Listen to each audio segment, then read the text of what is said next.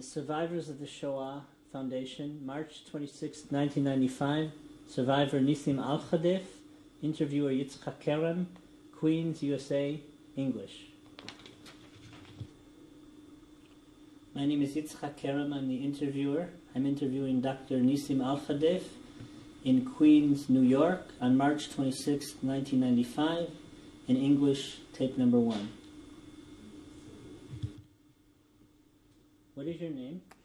Nissim Alhadeff. And how do you spell Alhadeff? Alhadeff as in Frank. And where were you born? In the island of Rhodes. In what year? March 11, 1918. And who were your parents? Isaac Alhadeff and Rebecca Alhadeff. And your mother was from what family? Corey. And what was your father's profession? He was a banker.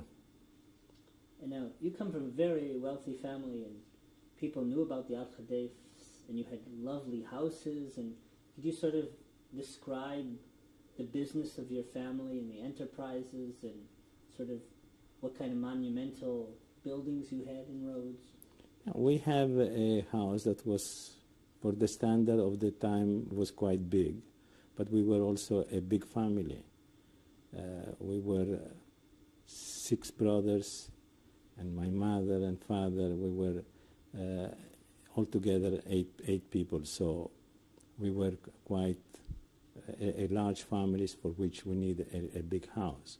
But the fact is, my father liked a lot gardening, and so he has around the house a big, very lovely garden. The work that he was doing, he was a banker, but at the same time he was doing a lot of commerce with Turkey, with Italy, and also with the United States.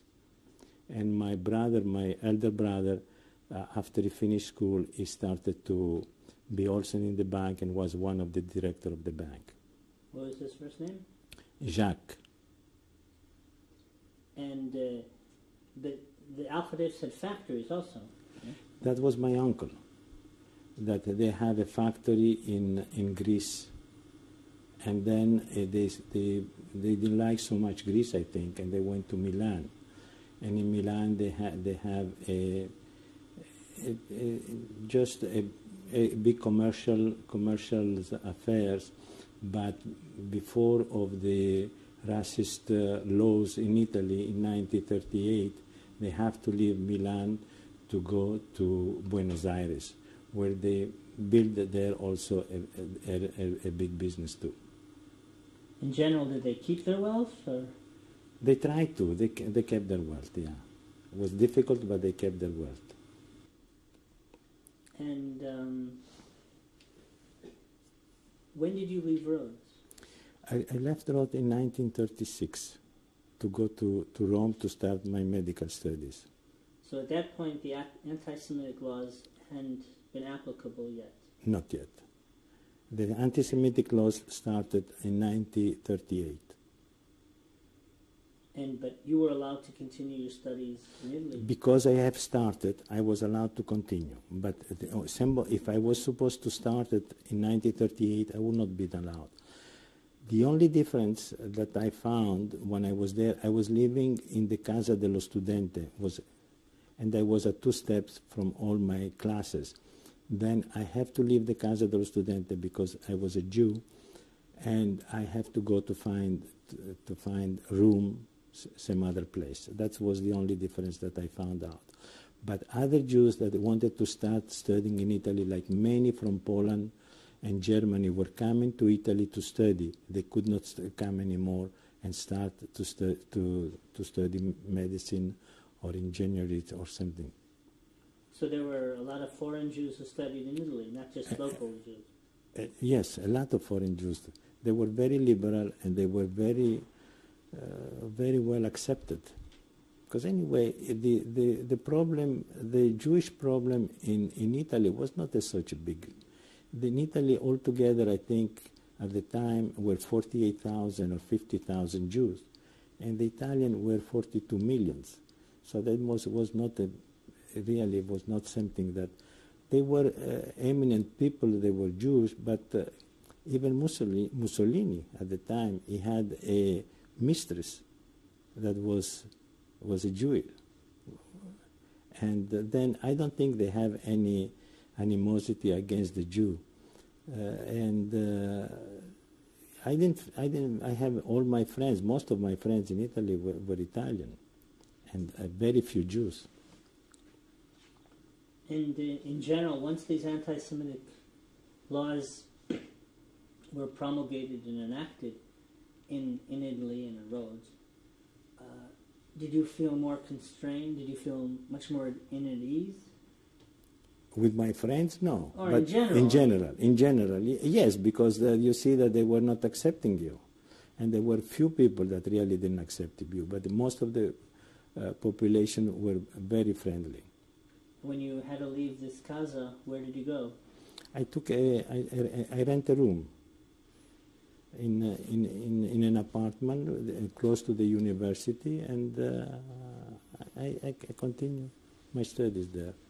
And when they had the racial laws, like, for example, I imagine it was Jewish faculty, did they let the faculty continue teaching?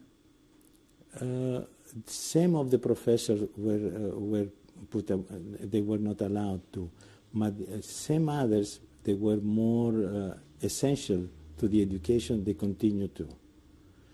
But I was, that was in 1938, some of the professors, but in Rome were not too many Jewish teachers. So I cannot tell you exactly. But I know that some of the professors, they have to leave. And were you studying in Rome with any other Jewish boys from Rhodes, or you were the only one? I was the only one. I didn't have any friends that were from Rhodes. And so in 1942 you finished your medical studies. Yeah. And then what happened? Then I really didn't know, because I could not work. As a Jew, I could not open my office, and I didn't know really what to do. I was, maybe, I don't know if it was legal, but I was with an insurance company, and I was going to check people in their houses if they could be insured or not, and checking them and giving a report to the insurance, so the insurance can make up the mind if they can insure them or not. And in the meantime, I finished in July 13, 1942, and the war started. And when the war started, at a certain point, Mussolini fell and Badoglio came. And then, a few months later, Badoglio was finished, and Mussolini came back. And at that time, Mussolini became very close to Hitler, and then the anti-Semitic laws were really very, very tough.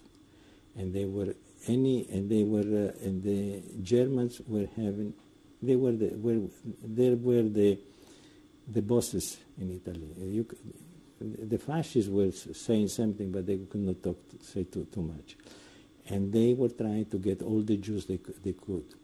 And was at that time, in October 1943, that a lady, Mrs. Manca, the mother of a colleague of mine, to whom we did all the studies together, he was doing some experiment in typhus, and apparently he maybe had he was doing cultures, and maybe he drew the pipette a little too much, and he may had some of these cultures, and within 48 hours he died.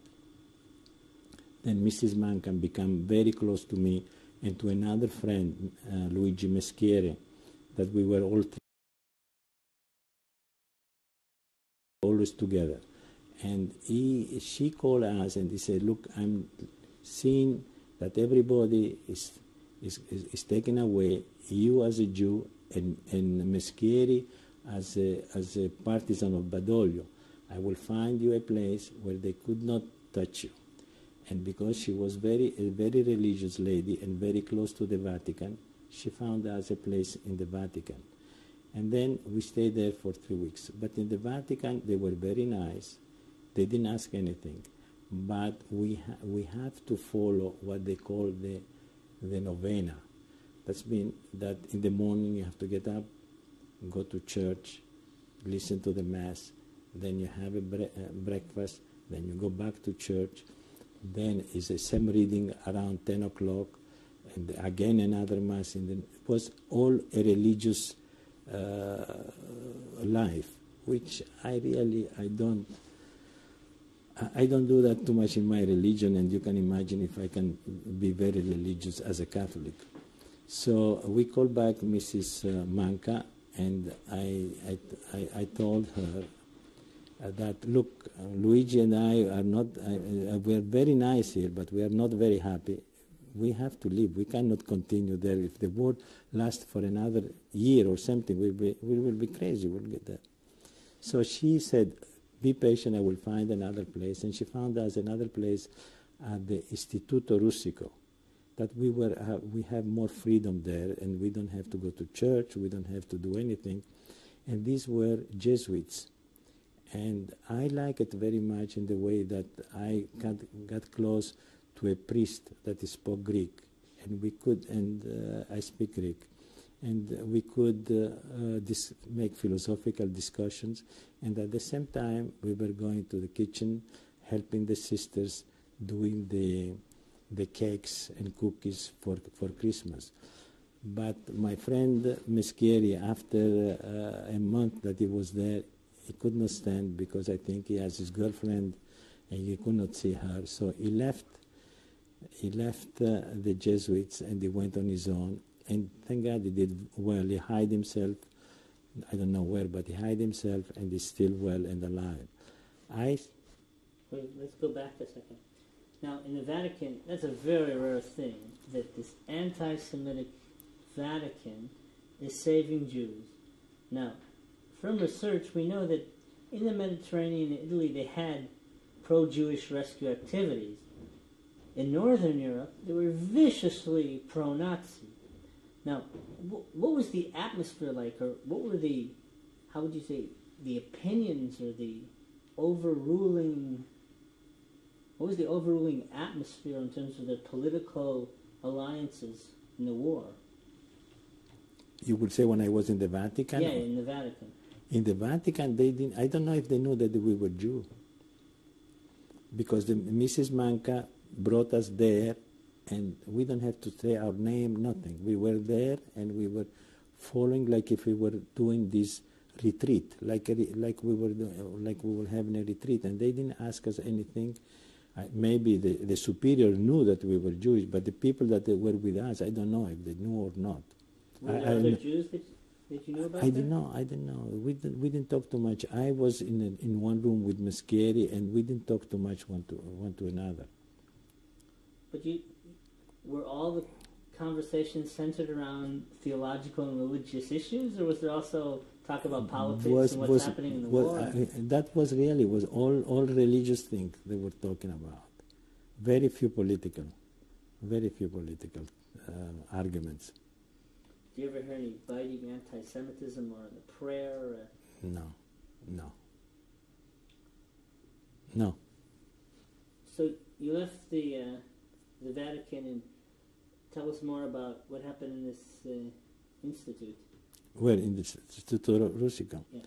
There, I said they were very friendly. But they knew that I was Jew, and I didn't see any anti-Semitism. And with me there were a family of 4 Jews and another family of 3. They were all 7, and we were 8 or 9 Jews, if I remember. Then there were a lot. They were on another 8 or 9 people that they were lieutenant, captain, and were 2 generals of the Badoglio. And the Jesuit, they are very clever people, and they knew that one day these fascists, the Nazis, will come in. They felt it. And for this reason, they told us at the end of a corridor, they have a trap on the ceiling. And this trap, really, I went looking. You could not see if you didn't know where it was. And they say in all the rooms you have bells. They will ring as soon as you hear a ringing of the bell continuously. That means that you are in danger. Go into the trap and pull the trap up, and don't come out until one of the priests came to tell you. And after 2 months that I was there, one night, and if I recall, it was around at the end of December 22nd or 23rd, I heard the bell. I come out, I put my gown, and I was going toward the corridor to go at the trap. And suddenly a young priest came and called me and said, "Doctor, is somebody of your co-religioners that fell and is unconscious. We have put him in bed, but he doesn't respond, if you can come." So as a physician, I come back, and I saw this gentleman unconscious with bleeding through the nose and through the ear. And that is a sign of a fracture of the base of the skull, which is a very dangerous situation. And at that time, we didn't have almost nothing to do except to wait. And usually, 99% of these people were dying. Today, we can do more. When I saw that, I told the director, I said, "Look, I cannot do anything for him. The only thing is call an ambulance and take him to the hospital." I was ready to go out when the Nazi, with the chief of the Nazi fascist Italian coach, caught me and said, "What are you doing?" I said, "I came. The director called me because this gentleman was sick, and he knows that I live just across the street, and I came to see him." He said, "With the pajama and the house coat?" I said, "Yes," because I was in bed, because it was about 10 o'clock or so, 10:30. So he smiled, and he said to this aides, "Take him down." And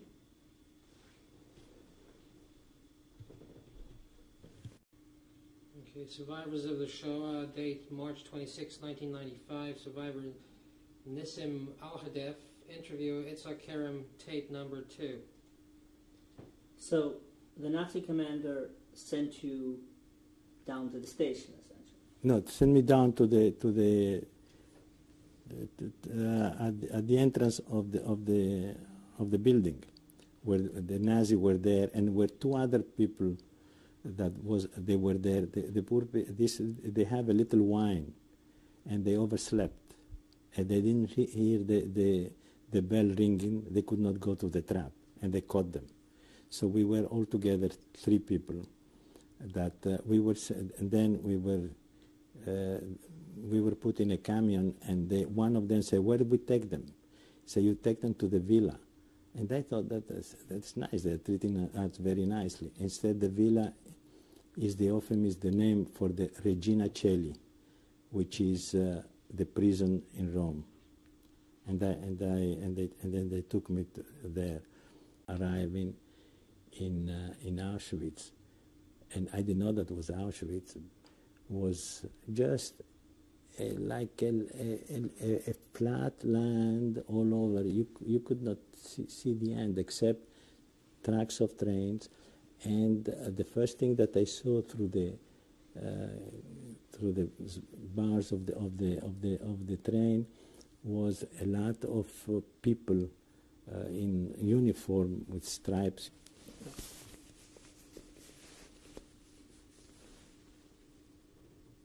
Do you remember your number by heart? I try to forget it. 179 980. This is a picture of my father and mother, which was taken in 1907. My mother is Rebecca Corey, and she's on the left, and my father is Isaac Alhadeff, and this is on the right. This picture was taken at the time of their engagement, if I am correct.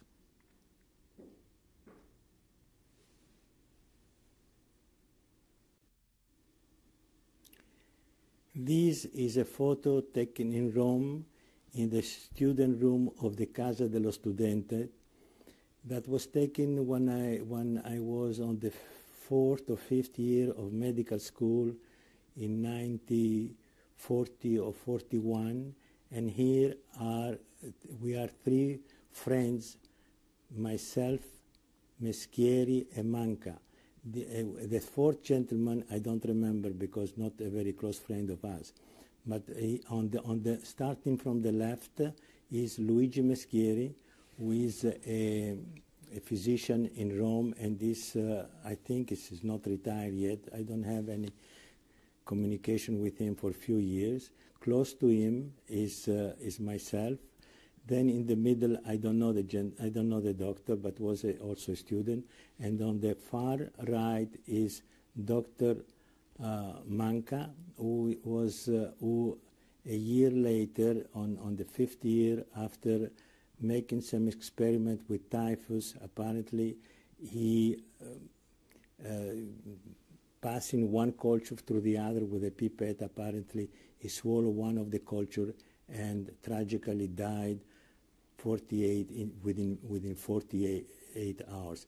And this the mother of this doctor would become very close to me and to Luigi Meschieri, that brought us first to, at the time of the Nazi in Rome, to the Vatican, and then after that to the Istituto Russico in Piazza Santa Maria Maggiore.